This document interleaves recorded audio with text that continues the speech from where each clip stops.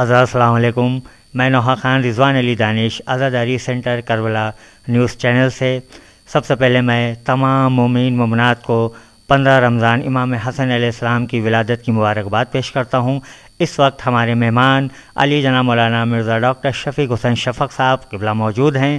میں آپ سے چاہوں گا کہ 15 شعبان امام حسن علیہ السلام کی ولادت کے بارے میں مومنین کو بتائیں اور مولا کی سیرت کے بارے میں بتائیں, ان کا عمل کے بارے میں بتائیں لوگوں کو. بسم اللہ الرحمن الرحیم.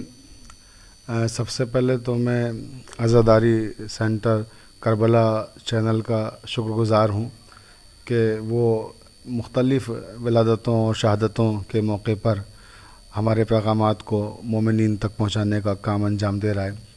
دوسرے یہ کہ میں آپ کو مبارکباد دیتا ہوں رضوان دانش صاحب کہ آپ یقیناً ہماری ملت کے لیے ایک مفید کام کر رہے ہیں. مختلف علماء, مختلف افاضل, مختلف شعراء کا کلام آپ اپنے چینل کے توسط سے عوام تک پہنچاتے ہیں اور میں مستقل آپ کا چینل دیکھتا ہوں. آپ ہمیشہ معیار کے سلسلے میں کوئی کمپرومائز نہیں کرتے ہیں, ہمیشہ معتبر اور مستند علماء اور خطباء کو اپنے چینل پر لاتے ہیں اور یہ یقیناً ایک قابل تحسین اقدام ہے آپ کا. اس کی جتنی تعریف کی جائے وہ کم ہے. اور میں مومنین سے بھی گزارش کروں گا کہ عزاداری سینٹر کربلا چینل کو زیادہ سے زیادہ دیکھیں بھی اور سبسکرائب بھی کریں اور اس کی ویڈیوز کو شیئر بھی کریں. اب آتے ہیں ہم آپ کے سوال کی طرف. آپ کے سوال کی طرف آنے سے پہلے پھر ایک بار مومنین سے خطاب کرتے ہوئے میں تمام مومنین کو, تمام عالم اسلام کو حضرت امام حسن علیہ السلام کی ولادت بسعادت پر ہدیہ تبریک پیش کرتا ہوں, کیونکہ حضرت امام حسن علیہ السلام عصمتوں کے وہ شہزادے ہیں کہ جن کی ولادت پر نہ یہ کہ ہم انسانوں نے جشن منایا, آسمان پہ ملائک نے جشن منایا, اور جن کی ولادت پر جبرائیل امین 1,00,000 فرشتوں کا لشکر لے کر رسول خدا صلی اللہ علیہ وسلم کی خدمت میں حاضر ہوئے اور آپ کی ولادت کی مبارکباد پیش کی.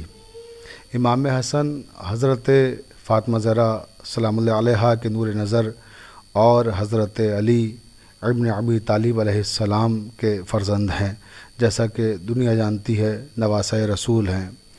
اور یہ سب چیزیں کہ وہ نواسۂ رسول ہیں, حضرت علی علیہ السلام کے فرزند ہیں, جناب زہرا سلام اللہ علیہا کے نور نظر ہیں, یہ یقیناً بہت بڑا شرف ہے.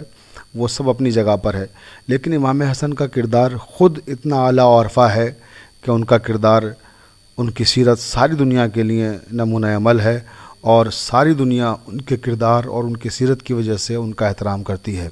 خواہ وہ کسی بھی مذہب کے ماننے والے ہوں, کسی بھی دین سے تعلق رکھتے ہوں, جب امام حسن کی سیرت کو پڑھتے ہیں تو وہ متاثر ہوئے بغیر نہیں رہتے ہیں.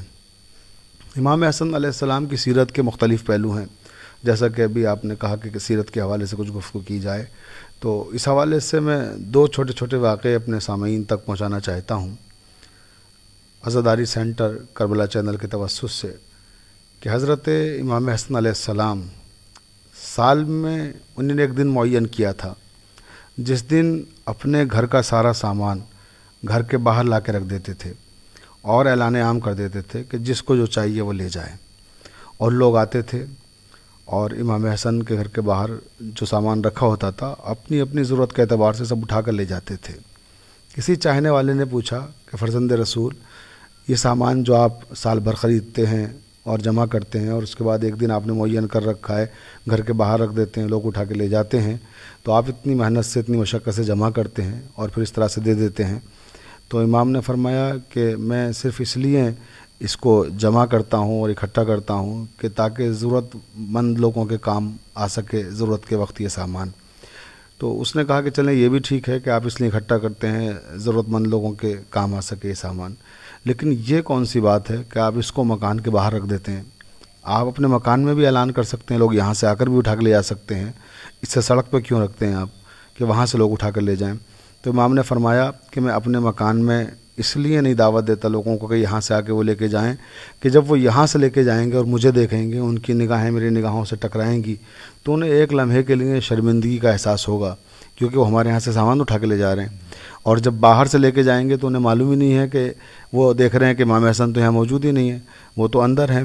تو جس کا جی چاہا کون کیا اٹھا کے لے گیا وہ سمجھتا ہے کہ امام کو پتہ ہی نہیں ہے. تو اس لیے اس کی آنکھیں جب ہم سے ملیں گی تو اس کے اندر احساس ندامت آئے گا، شرمندگی کا احساس اسے ہوگا.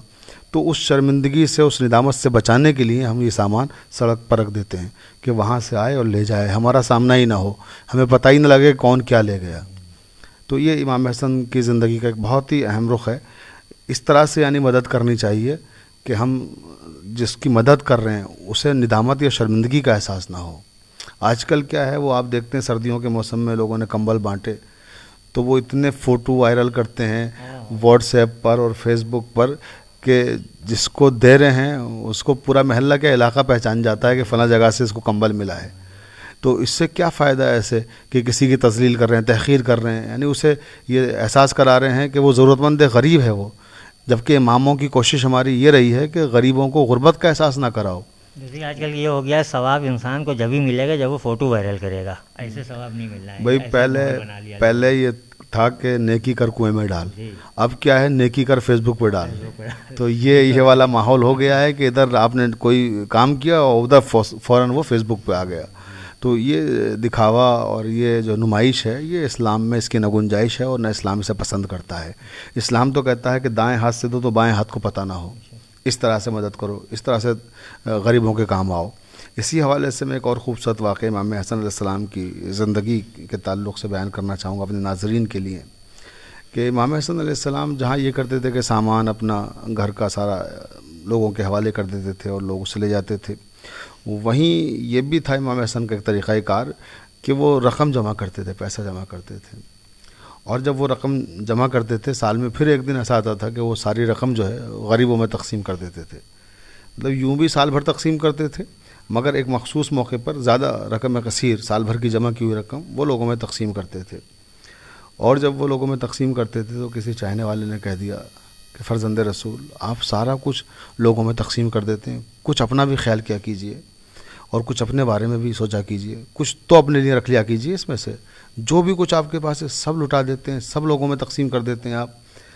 تو امام نے فرمایا کہ جب میں لوگوں میں تقسیم کرتا ہوں اور جب لوگوں کو وہ رقم دیتا ہوں تو اس وقت میرے ذہن میں یہ ہوتا ہے کہ کہیں ایسا نہ ہو کہ اگر میں نے ان کے لیے اپنا ہاتھ روک دیا کہ جو ضرورت مند ہیں اور جو حاجت مند ہیں، اگر میں ان کے لیے اپنا ہاتھ روک دوں میرا رب میرے لیے اپنا ہاتھ نہ روک دے.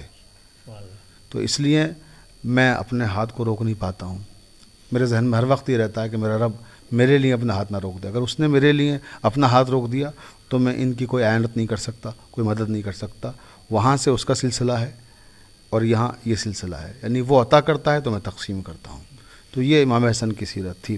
اور اس حوالے سے ایک اور واقعہ بس بیان کر کے آخر میں گفتگو تمام کر دیتے ہیں کیونکہ مختصر وقت ہوتا ہے آپ کے چینل پہ اور کم وقت میں زیادہ پیغامات لوگوں تک پہنچانے ہوتے ہیں.